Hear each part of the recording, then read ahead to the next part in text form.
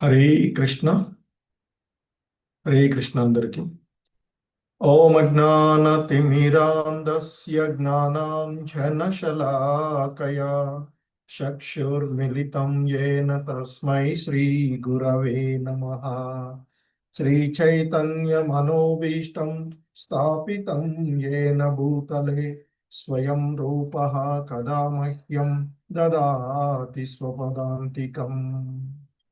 వందేహం శ్రీగురు శ్రీయుతపదకమలం శ్రీగురూన్ వైష్ణవాంశ శ్రీరూపం సాగ్రజాతం సహగణ రఘునాథాన్వితం తం సజీవం సాద్వైతం సావధూతం పరిజన సహితం కృష్ణ చైతన్యదేవం శ్రీ రాధా కృష్ణ పాదాన్ సహగణ లలిత శ్రీ విశాఖాన్వితాంశ నమా ఓం విష్ణుపాదాయ కృష్ణ ప్రేష్టాయ భూతలే శ్రీమతే భక్తి వేదాంత స్వామి నితి నామిని.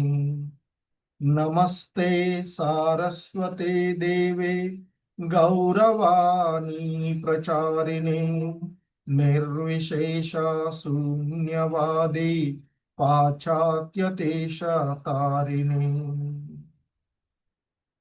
నమో మహావదన్యాయ కృష్ణ ప్రేమ ప్రదాయతే కృష్ణాయ కృష్ణ చైతన్య నామ్నే గౌరీ నమః.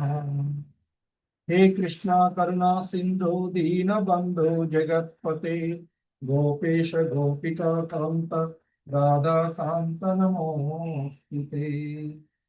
तप्त कांचन गौरांगी राधे वृंदावनेश्वरी वृषभानुसुते देवी प्रणमामि हरिप्रिये.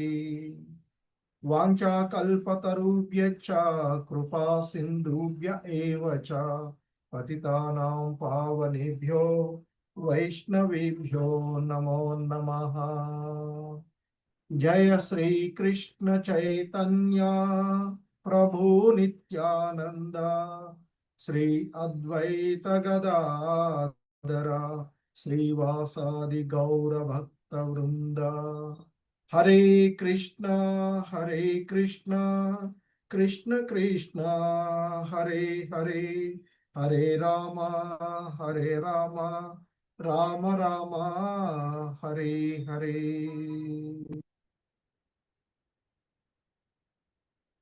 హరే కృష్ణ.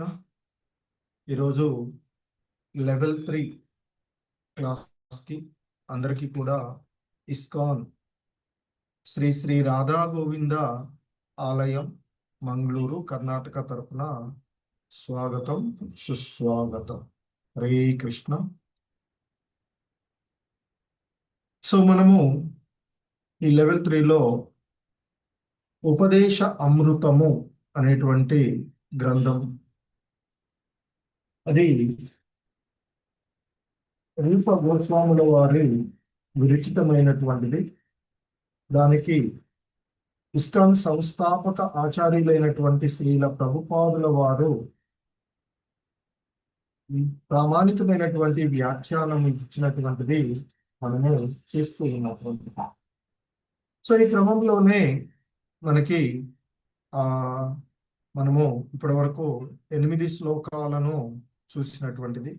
సో అందులో మొదటి శ్లోకమైనటువంటి ఈ శ్లోకం, వాచో వేగం మనస క్రోధ వేగం జిహ్వా వేగముదరూపస్థ వేగం ఏతాన్ వేగాన్యో విషహేత ధీరః సర్వామపి మాం పృథివీం సశిష్యాత్. మాటల యొక్క వేగాన్ని, మనసులోని కోరికలను, క్రోధం యొక్క చలనాన్ని, నాలుక, ఉదరము, ఉపస్థముల యొక్క వేగాన్ని సహించగలిగినటువంటి వీరుడు ప్రపంచమంతటా శిష్యులను తయారు చేసుకోవడానికి సమర్థుడవుతాడు అంటూ మొదటి శ్లోకంలో చెప్పబడినటువంటి, అంటే మనము నియంత్రించుకోవలసినటువంటి 6 అంశాలను చెప్తున్నటువంటి. తదుపరి శ్లోకంలో అత్యాహార ప్రయాసచ్చ ప్రజల్పో నియమాగ్రహ జనసంగచ్చ లౌల్యం చ షడ్భిర్భక్తి వినశ్యతి. సో ఇక్కడ మరొక 6 అంశాలు భక్తికి ఆటంకాన్ని కలిగించేటువంటివి. అవసరానికి మించి తినడము లేదా కూడబెట్టడము, మరి ఇక ప్రయాస అంటే కష్టతరమైన లౌకికమైనటువంటి విషయాల కోసం ప్రయాస పడటము, అలాగే ప్రజల్పో అంటే గ్రామ్య విషయాలను గురించి మాట్లాడడము, అలాగే నియమాగ్రహ సో అంటే శాస్త్ర విధి విధానాలను ఆధ్యాత్మికమైనటువంటి పురోగతి కొరకు కాకుండా వాటిని నామమాత్రంగా పాటించడము లేదా శాస్త్ర విధి విధానాలను తోసిపుచ్చి స్వతంత్రంగా తన ఇష్టానుసారంగా ప్రవర్తించడము. అలాగే ఇక జనసంగచ్చ అంటే కృష్ణ భక్తి భావనలో ఏ మాత్రము అభిరుచి లేనటువంటి లౌకికుల యొక్క సాంగత్వము. ఇక్కడ ఈ 6 అంశాలు షడ్భిర్ భక్తి వినశ్యతి. ఈ 6 అంశాలు మనిషిని భక్తి నుండి పతనం చెందిస్తాయి అంటూ చెప్పబడినటువంటిది. తదుపరి శ్లోకంలో మరి భక్తికి దోహదపడేటువంటి ఉత్సాహాన్నిత్యయా ధైర్యాత్ తత్తత్ కర్మ ప్రవర్తనాత్ సంగాత్యాగాత్ సతో వృత్తేః షడ్భిర్భక్తి ప్రసిద్ధ్యతి. ఉత్సాహంగా ఉండడము, అలాగే నిశ్చయంతో ప్రయత్నం చేయడము, ఓర్పును వహించి ఉండడము, శాస్త్ర నియమాలను అనుసరించి పనిచేయడము, అభక్తుల యొక్క సహచర్యాన్ని వదిలిపెట్టడము, ఆచార్యుల అడుగుజాడలలో నడవడము అనేటువంటి 6 నియమాలు విశుద్ధ భక్తి యోగ నిర్వహణకు అనుకూలమైనవిగా చెప్పబడినటువంటివి. ఇక 4వ శ్లోకంలో చెప్తున్నారు, దదాతి ప్రతి గృహణాతి గుహ్యమాఖ్యాతి పృచ్ఛతి భుంక్తే భోజయతే చైవ షడ్విధం ప్రీతి లక్షణం. సో భక్తుల యొక్క సాంగత్వంలో భక్తియుత కార్యాలను ఏ విధంగా నిర్వహించాలో చెప్తున్నారు. భక్తులకు దానం ఇవ్వడము, ప్రతిగా భక్తులను ఏదైనా వసిగితే స్వీకరించడము, భక్తులతో మనసు విచ్చి చెప్పడము, అలాగే భగవాన్ని ఆంతరింగిక సేవను గురించి భక్తులను విచారించడము, ప్రసాదాన్ని తీసుకోవడము, ప్రసాదాన్ని వితరణం చేయడము అనేటువంటి 6 అంశాలు భక్తికి దోహదపడేవిగా చెప్పినటువంటిది. ఇక 5వ శ్లోకంలో చెప్తూ ఉన్నారు, కృష్ణేతి యస్య గిరితం మనసాద్రియేత దీక్షాస్తి చేత్ ప్రణతిభిచ్చ భజంతమీశం శుశ్రూషయా భజన విఘ్నమనన్యమన్యా నిందాదిశూన్య హృదమీప్సిత సంగలబ్ధ్యా. మరి ఇక్కడ ఒక 3 రకాలైనటువంటి భక్తులను ఎలా మనము గౌరవించాలి అని చెప్తున్నారు.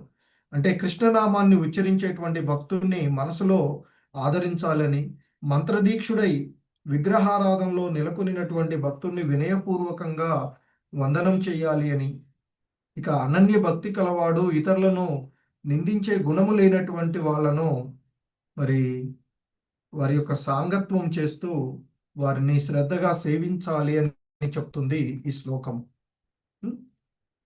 సో ముఖ్యంగా మనము వైష్ణవులతో వారి యొక్క స్థితులను అనుసరించి తగిన రీతిలో వ్యవహరించవలసి ఉంటుంది అని మనకి రూపగోస్వాముల వారు ఈ 5వ శ్లోకంలో చెప్పినటువంటి.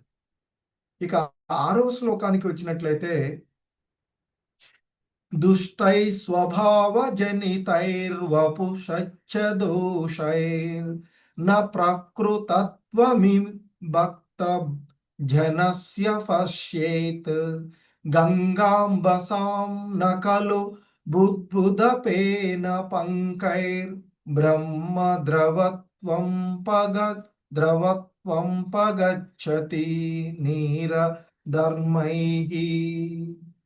సో ఇక్కడ మరి విశుద్ధమైనటువంటి భక్తులను వారి యొక్క మరి ఆ వారిని భౌతిక దృష్టితో చూడకూడదు అని ఇక్కడ చెప్పబడుతూ ఉన్నటువంటి అంశము ముఖ్యంగా.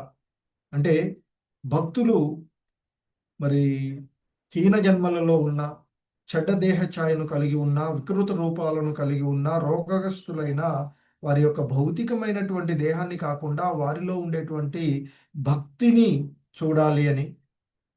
సో ఏ విధంగా అయితే గంగాజలం పవిత్రంగానే ఉంటుందో బురద బుడగలతో కలిసి ఉన్న భక్తులు కూడా బాహ్యంగా ఆ విధంగా ఉన్నప్పటికీ కూడా అతడు విశుద్ధమైనటువంటి భక్తియుత సేవలో నెలకొని ఉన్నట్లయితే అతడు ఎప్పుడు కూడా పవిత్రుడుగానే చూడాలి అనేటువంటిది 6వ శ్లోకంలో మనకి తెలియచేయబడినటువంటి అంశం. ఇక 7వ శ్లోకంలో చెప్తున్నారు, స్యాత్ కృష్ణ నామ చరితాదిసి కాప్య విద్యా పిత్తోపతప్త రసనస్య నరుచికాను కింత్వాధరన్ రాధనుదినం ఖలు సైవ జుష్టా సా స్వాద్వీక్రమాద్భవతి తద్గదమూలహంత్రీ. సో ఈ 7వ బిందువులో చెప్తున్నారు, ఆ దేవదేవుడైనటువంటి శ్రీకృష్ణుని యొక్క నామము, చరిత, లీలలు, కర్మలు అన్నీ కూడా పటిక బెల్లం లాగా మధురమైనటువంటివి. కానీ అవిద్య అనేటువంటి కామర్ల రోగము వలన ఈ నాలుకకు ఆ మధురమైనటువంటి రుచిని చూడలేకపోతూ ఉన్నాము అంటూ చెప్పబడినటువంటిది. కానీ దానిని క్రమంగా ఆదరంతో ఆ నామాన్ని కీర్తించినట్లయితే నాలుకకు సహజమైనటువంటి రుచి కలుగుతుంది అని, అతడు ఆ వ్యాధి నుండి, ఆ వ్యాధి సమూలంగా నశించిపోయి అతడు మరి భగవద్ధ్యాసలో ఉంటాడు. అది ఎంతటి అద్భుతము అంటూ చెప్పినటువంటి అంశము. ఇంకా 8వ శ్లోకము ఈ విధంగా చెప్పాడు, తన్నామ రూప చరితాది సుకీర్తనాను స్మృత్యో క్రమేణ రసనామనసి నియోజ్య తిష్టన్ వ్రజే తదనురాగి జనానుగామి కాలం నయేద కిల మిత్యుపదేశ సారం. సో ఇంకా ఈ శ్లోకంలో చెప్పబడుతూ ఉన్నటువంటి అంశం ఆ భగవంతుని యొక్క మరి ఆ దివ్య నామాన్ని, దివ్యమైనటువంటి రూపాన్ని, గుణాలను, నిత్య లీలలను చక్కగా జపించడంలో, స్మరించడంలో మనుషుడు తన యొక్క పూర్తి సమయాన్ని ఉపయోగించి మరి ఆ ప్రకారము నాలుకను, మనసును క్రమంగా నియుక్తం చేయడము మనకి ఉపదేశ సారంగా చెప్పబడినటువంటి. తదుపరి అతడు ఆ వ్రజంలో అంటే గోలోక వృందావనంలో నివసిస్తూ భక్తుల నిర్దేశంలో కృష్ణుని సేవించాలి అని, ఇక భక్తి యోగ అనురాగులైనటువంటి కృష్ణ ప్రియ భక్తుల అడుగుజాడలను అతడు తప్పక ఆచరించాలి అని చెప్పబడినటువంటిది మనకి ఈ 8వ శ్లోకంలో. ఇక 7వ శ్లోకము మనకి చెప్పబడినటువంటిది. సో ఇక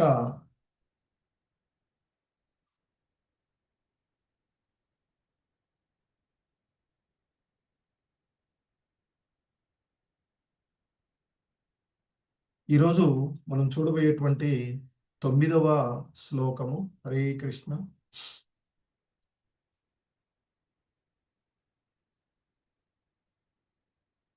ఇది మనకి ఇక్కడ ఈ శ్లోకంలో శ్రీల రూపగోస్వాముల వారు ఆ భగవంతుని యొక్క వైభవాలను, ఆ భగవంతుని మనం ఏ విధంగా ఉండాలి అనేటువంటి చెప్పబడుతున్నటువంటిది. వైకుంఠాజనితో వరా మధుపురి తత్రాపి రాసోత్సవాద్ వృందారణ్యముదారపాని రమణాత్ తత్రాపి గోవర్ధనః రాధాకుండమిహాపి గోకులపతే ప్రేమామృతా ప్లావనాత్ కుర్యాదస్య విరాజితో గిరితటే సేవాం వివేకీ నకః. సో ఇక్కడ ముఖ్యంగా మనకి ఈ శ్లోకంలో చెప్పబడుతూ ఉన్నటువంటి అంశాన్ని మనం చూస్తూ ఉన్నట్లయితే ఇక్కడ చెప్తున్నారు ఆయన రూపగోస్వాముల వారు ముఖ్యంగా వైకుంఠజనితో వర మధుపురి తత్రాపి రాసోత్సవాద్ వృందారణ్యం ఉదారపాణి రమణ తత్రాపి గోవర్ధన. సో ముఖ్యంగా మనకి ఈ ఈ శ్లోకంలో ఆ వృందారణ్యం గురించి, ఆ వృందారణ్యం యొక్క దాని యొక్క గొప్పతనాన్ని, అలాగే మధుర, అలాగే గోవర్ధనగిరి, అలాగే రాధాకుండము, వీటి యొక్క గొప్పతనాన్ని మనకి ఈ శ్లోకం తెలియచేస్తూ ఉన్నటువంటిది.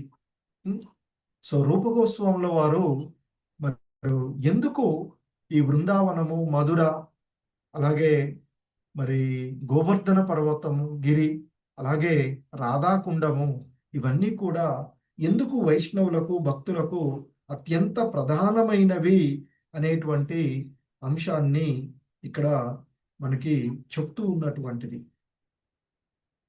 ఎందుకంటే ఈ ఎన్నో పవిత్రమైనటువంటి స్థలాలు మనకి ఉన్నటువంటివి, ఎన్నో ధామాలు ఉన్నటువంటివి. మరి వాటిలో మనకి ఏవి అత్యున్నతమైనవి ముఖ్యంగా వైష్ణవులకు అనేటువంటి విషయాన్ని ఈ శ్లోకంలో రూపగోస్వాముల వారు అందులో పవిత్రమైనటువంటి ధామాలలో అత్యున్నతమైనటువంటి శ్రేష్టతను కలిగి ఉన్నటువంటి వాటిని అద్భుతమైనటువంటి వర్ణనలో చెప్తూ ఉన్నారు కదా. సో కనుక మరి ఈ శ్లోకము మనకి ఒక ఆధ్యాత్మికమైనటువంటి యాత్ర లాంటిది అని చెప్తూ ఉంటుంటారు. సో బృందావన యాత్ర చేసిన వాళ్ళకి మరి తెలుస్తూ ఉంటుంది, అక్కడికి వెళ్తే అక్కడ ఉండేటువంటి సిచ్యువేషన్స్, అక్కడ ఉండేటువంటి భక్తుల యొక్క కోలాహలము, అక్కడ భక్తులు ఏ విధంగా ప్రవర్తిస్తారు, ఇవన్నీ కూడా మనం చూడవచ్చు. సో అయితే రూపగోస్వాముల వారు ఇక్కడ ఈ శ్లోకంలో ఒక్కొక్క స్థలాన్ని, ఒక్కొక్క ధామాన్ని, ఒక్కొక్క మెట్టుగా ఆధ్యాత్మిక పురోభివృద్ధికి ఎలా దోహదపడుతుందో తెలియచేస్తున్నటువంటిది మనకి ఇందులో.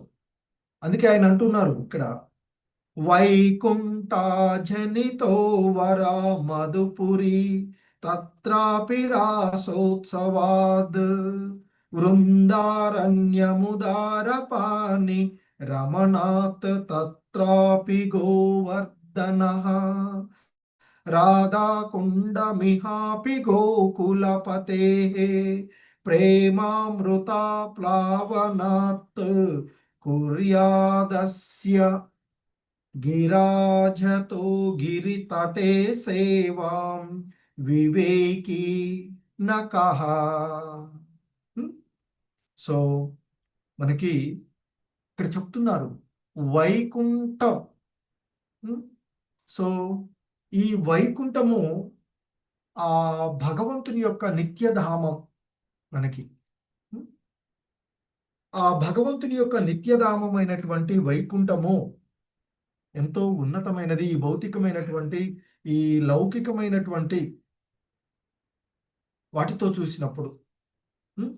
అందుకే ఇక్కడ వైకుంఠాత్ జనిత అంటే, వైకుంఠాత్ అంటే వైకుంఠం కంటే కూడా, వైకుంఠమే మనకి భగవంతుని యొక్క నిత్యధామం కనుక అక్కడ భయం లేదు, అక్కడ దుఃఖం లేదు కనుక అది ఎంతో గొప్పది. కాబట్టి ఈ భౌతికమైనటువంటి ప్రదేశాలతో పోల్చినప్పుడు ఆ వైకుంఠము ఎంతో శ్రేష్టమైనదిగా చెప్పబడుతూ ఉంటుంది. ఎందుకంటే భగవంతుని యొక్క సంపూర్ణమైనటువంటి సృష్టిలో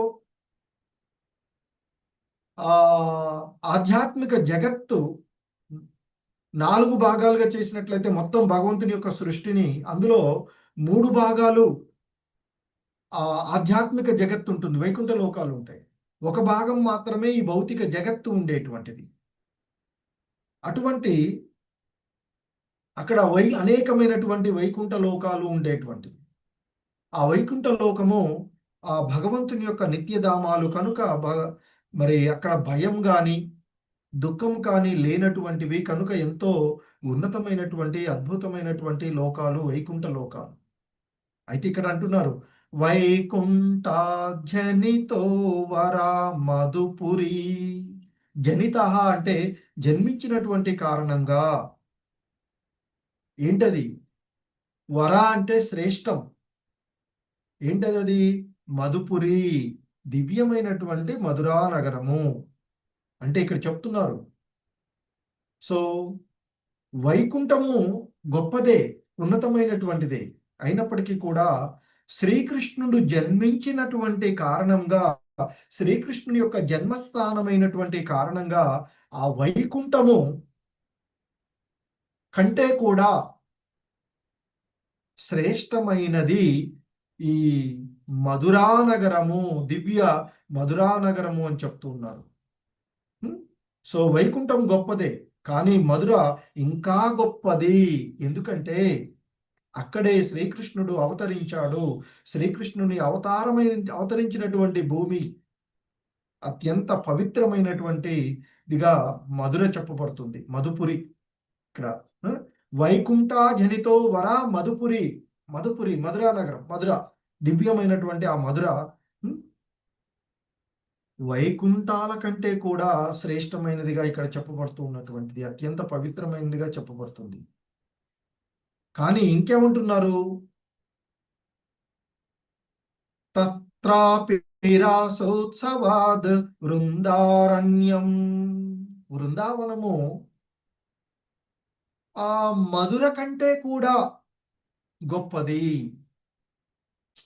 వైకుంఠ లోకాల కంటే మధుర గొప్పదిగా చెప్పారు, మధుర శ్రేష్టమైనది అని చెప్పారు.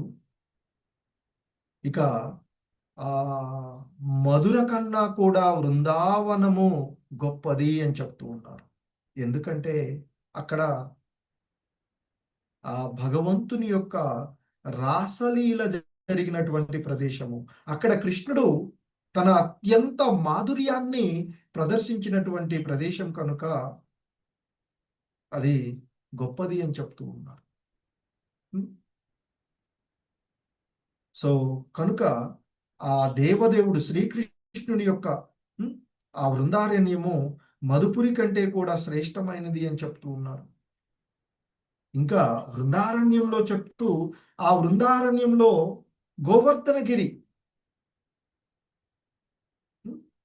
సో ఇక్కడ అందుకే చెప్తున్నారు, మళ్ళీ ఏమంటున్నారు ఇక్కడ? ఉదారపాని రమణాత్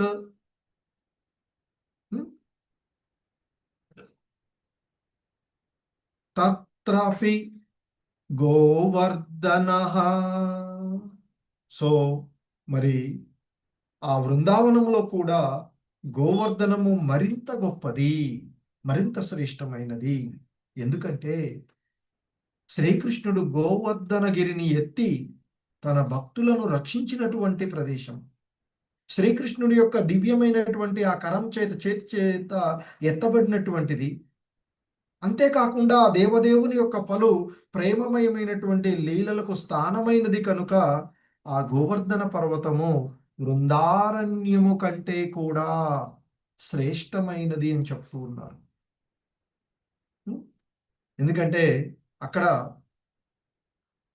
భక్తులను రక్షించడము, అలాగే ఆయన అక్కడ అత్యంత సన్నిహితమైనటువంటి లీలలు జరిగినదిగా చెప్తారు. ఇక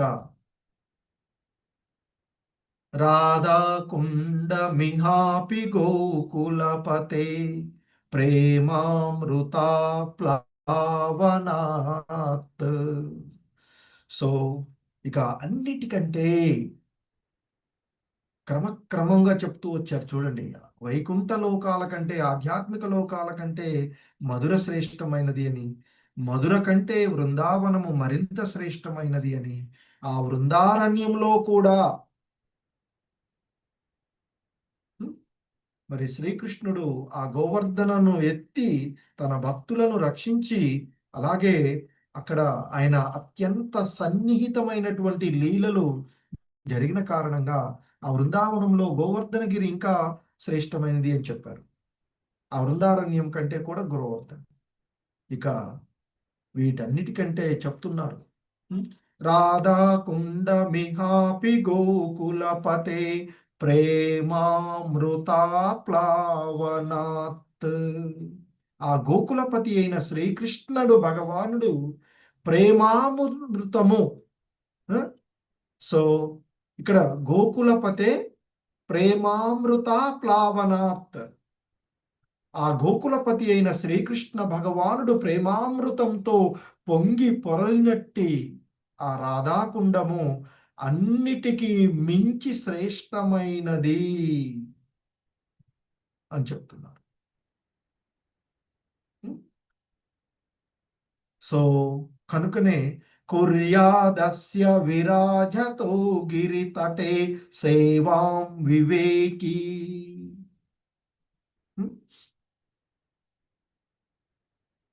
నకహ.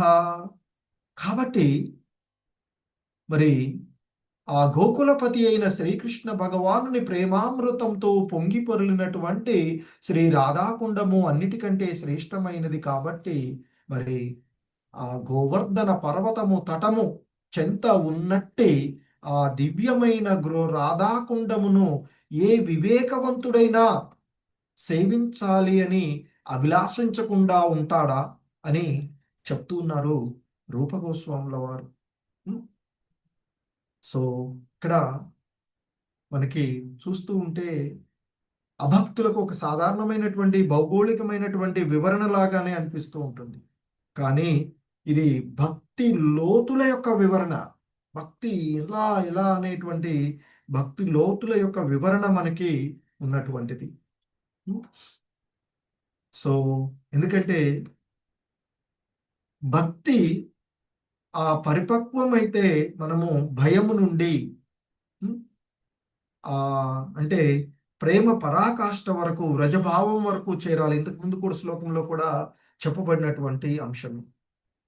సో మరి సాధారణంగా ధామం ఏదైనా ఒక ధామానికి వెళ్తామంటే ఏదో ప్రదేశం లాగానే వెళ్ళి చూస్తే చాలా మూర్ఖత్వం అవుతుంది. సో కాబట్టి మనకి ముఖ్యంగా భక్తులందరూ కూడా గుర్తుపెట్టుకోవలసినటువంటి అంశం ఏంటంటే ధామం అంటే ఒక స్థలం కాదు, అది ఒక భావము. సో అక్కడ ఉండేటువంటి ప్రతి ప్రతి ప్రతి వస్తువు ప్రతిది కూడా ఎంతో అద్భుతం, ఎంతో పుణ్యం చేసుకుంటేనే అక్కడ ఉంటారు అని చెప్తూ ఉంటుంటాం. సో కనుక మరి అటువంటి దానికి ఇక్కడ శ్రీల ప్రభుపాదుల వారు వివరిస్తూ ఉన్నటువంటి అంశాలను కొన్ని చూస్తే మనకి ఇక్కడ చెప్తూ ఉన్నారు. ఈ ఇంతకుముందు చెప్పుకున్నట్లుగా ఈ ఆధ్యాత్మిక జగత్తు 4 వంతులు ఉంటుంది, భౌతిక జగత్తు 1 వంతు మాత్రమే ఉంటుంది. అంటే 4 వంతుల్లో 3 వంతులు ఆధ్యాత్మిక జగత్తు ఉండగా 1 వంతు మాత్రమే ఈ భౌతికమైనటువంటి జగత్తు ఉండేటువంటిది. మరి శ్రీకృష్ణ భగవానుడు మధురలో అవతరించాడు కనుక అది ఆధ్యాత్మిక జగత్తు కన్నా కూడా మేలైనది అని చెప్తున్నారు. ఆ వృందారణ్యాలు మధుర కంటే శ్రేష్టమైనవి అని చెప్తారు. ఎందుకంటే మనకి ఆ శ్రీకృష్ణుడి యొక్క అనేకమైనటువంటి లీలలకు ప్రసిద్ధి చెందినటువంటివి ఆ వృందావనాలు. అందులో తాళవనము, మధువనము, బహుళవనము, వృందావనము అని అనేక 12 ద్వాదశ వనాలు ఉన్నాయని చెప్తారు అక్కడ మనకి. సో మరి ఆ వృందారణ్యంలోని అంతర్భాగము మధుర అంటే మధుర కంటే కూడా శ్రేష్టమైనదిగా ఇక్కడ చెప్పబడుతూ ఉన్నటువంటిది. అందులో మరలా ఆ దివ్యమైనటువంటి గోవర్ధన పర్వతము ఆ వనాల కంటే కూడా శ్రేష్టమైనది. ఎందుకంటే అక్కడ జరిగిన లీల, గోవర్ధన లీల అందరికీ కూడా భక్తులకు తెలిసినటువంటిదే. దేవరాజు అయినటువంటి ఇంద్రుడు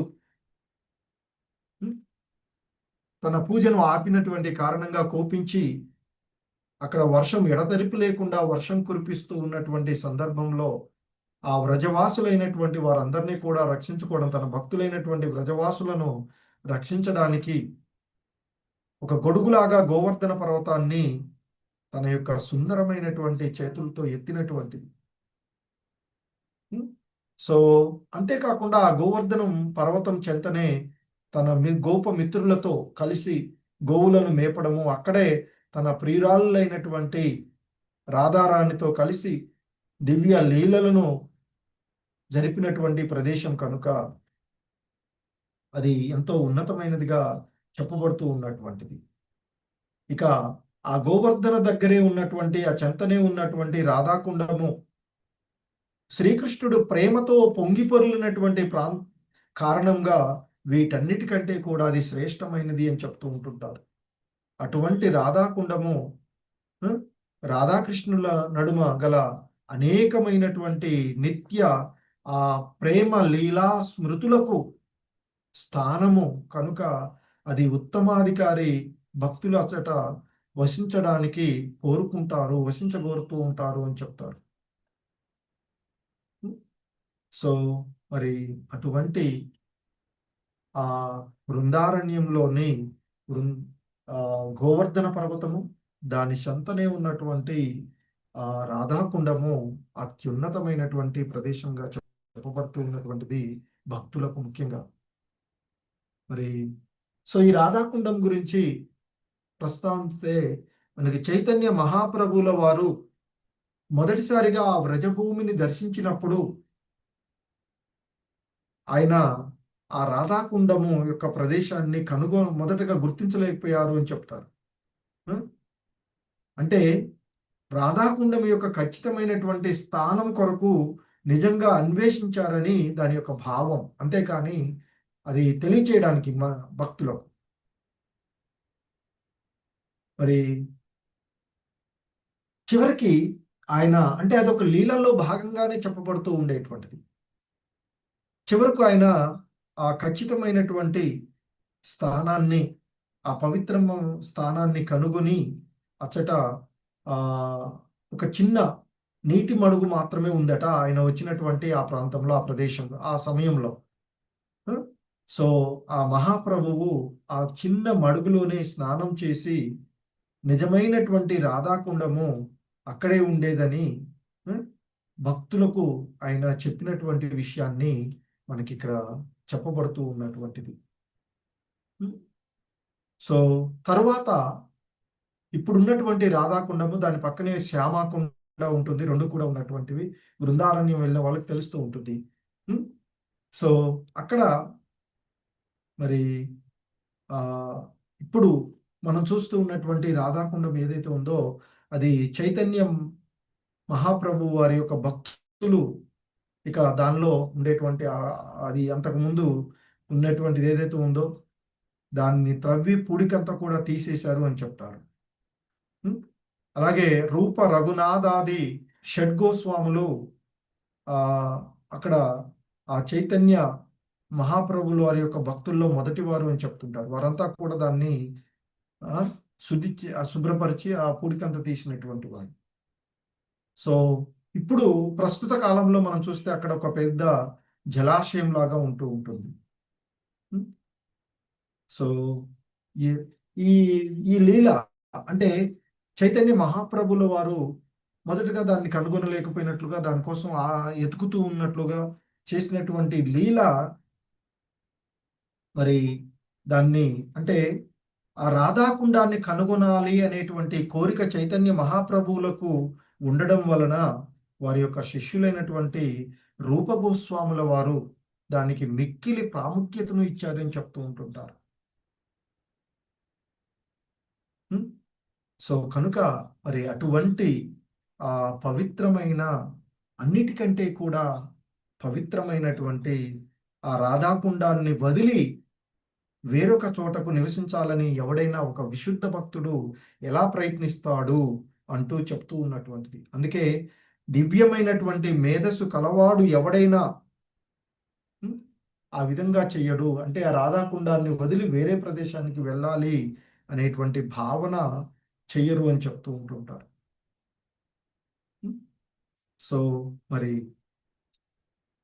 ఇక రాధాకుండం యొక్క ప్రాధాన్యతను ఇతర వైష్ణవ సాంప్రదాయంలో వారు తెలుసుకోలేరు అని చెప్తారు. అలాగే చైతన్యుల ఎడ భక్తి లేనటువంటి జనులు కూడా రాధాకుండం యొక్క ఆధ్యాత్మికమైనటువంటి ప్రాధాన్యతను, దివ్య స్వభావాన్ని అవగతం చేసుకోలేరు అని చెప్తారు. ఈ విధంగా రాధాకుండము శ్రీకృష్ణ చైతన్య మహాప్రభు యొక్క అనుయాయులైనటువంటి గౌడీయ వైష్ణవుల చేత ముఖ్యంగా చింపబడుతూ ఉండేటువంటి ప్రదేశము ఆ రాధాకుండం. సో ఈ విధంగా మనకి ఒక యాత్రలాగా రూపగోస్వాముల వారు అద్భుతంగా స్టెప్ బై స్టెప్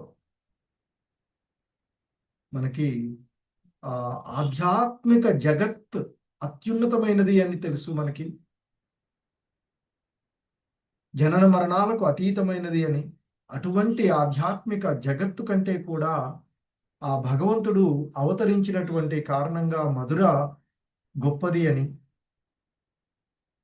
మరి ఆయన అవతరించినవే కాకుండా వచ్చినాక ఆయన అనేకమైనటువంటి లీలలకు కారణమైనటువంటి మాధుర్య లీలలకు కారణమైనటువంటి వృందావరణము, ఆ వృందారణ్యం ఏదైతే ఉందో అది మరింత గొప్పదిగా చెప్పారు. ఎందుకంటే అక్కడే ఆ దేవదేవుడు తన యొక్క నిత్య లీలలను, రాసలీలలను జరిపినటువంటి ప్రదేశం. అత్యంత మాధుర్యాన్ని ప్రదర్శించినటువంటిది. ఇక అక్కడ అందులో కూడా గోవర్ధనం మరింత ఉన్నతిగా చెప్పబడినటువంటిది. ఎందుకంటే ఆ భగవంతుని యొక్క చేతుల చేత ఎత్తబడినటువంటిది, తద్వారా భక్తులను రక్షించినటువంటిది. ఇంకా అక్కడ తన గోపబాలులతో కలిసి అత్యంత సన్నిహితమైన లీలలు జరిపినటువంటిది. ఇక వీటన్నిటికంటే కూడా రాధాకుండము మరింత మరింత శ్రేష్టమైనదిగా చెప్తూ ఉన్నారు. ఎందుకంటే అక్కడ రాధారాణి శ్రీకృష్ణుని యొక్క ప్రేమ పరాకాష్ఠ ప్రదర్శితమైనటువంటి ప్రదేశంగా చెప్తూ ఉంటుంటారు ఆ రాధాకుండం. రాధారాణి ఎంత ఇష్టమో రాధాకుండం కూడా అంతే ఇష్టమో ఆ భగవంతునికి అని చెప్తూ ఉంటుంటారు. సో కాబట్టి భక్తులందరూ కూడా గమనించవలసినటువంటి అంశము ఇంతకుముందు చెప్పుకున్నట్లుగా, ధామం అంటే ఒక స్థలం కాదు, ఒక భావంగా ఇది చేయవలసినటువంటిది. సో మరి ఎప్పుడైతే మన హృదయంలో కృష్ణ ప్రేమ కలుగుతుందో, అది పెరుగుతుందో, అప్పుడు మన హృదయం కూడా ఒక బృందావనం అవుతుంది అని చెప్తారు. దానికి మనము నామ రూప లీల మాధుర్యాలను శ్రవణ కీర్తనాది పద్ధతుల ద్వారా మనం అజ్ఞానాన్ని, హృదయ మాలిన్యాన్ని తొలగించుకున్నప్పుడు కృష్ణ ప్రేమ పెరిగి మన హృదయమే ఒక వృందారణ్యం అవుతుంది అని చెప్తూ ఉంటుంటారు. అందుకే రూపగోస్వాములు వారు ప్రశ్నిస్తూ ఉన్నారు, వివేకినా కహా. మరి ఇటువంటి ఈ ప్రేమ స్థితిని, ఇటువంటి ఆ ఉన్నతమైనటువంటి స్థితిని ఎవరు కూడా ఎందుకు కోరుకోరు? మరి ఆ విధంగానే మనం కూడా రూపగోస్వాములు వారు కోరుకున్నటువంటి భక్తులుగా దాని యొక్క మాధుర్యాన్ని అనుభూతి చెందాలని కోరుకుంటున్నా. హరే కృష్ణ. జగద్గురు శ్రీల ప్రభుపాదుకి జై.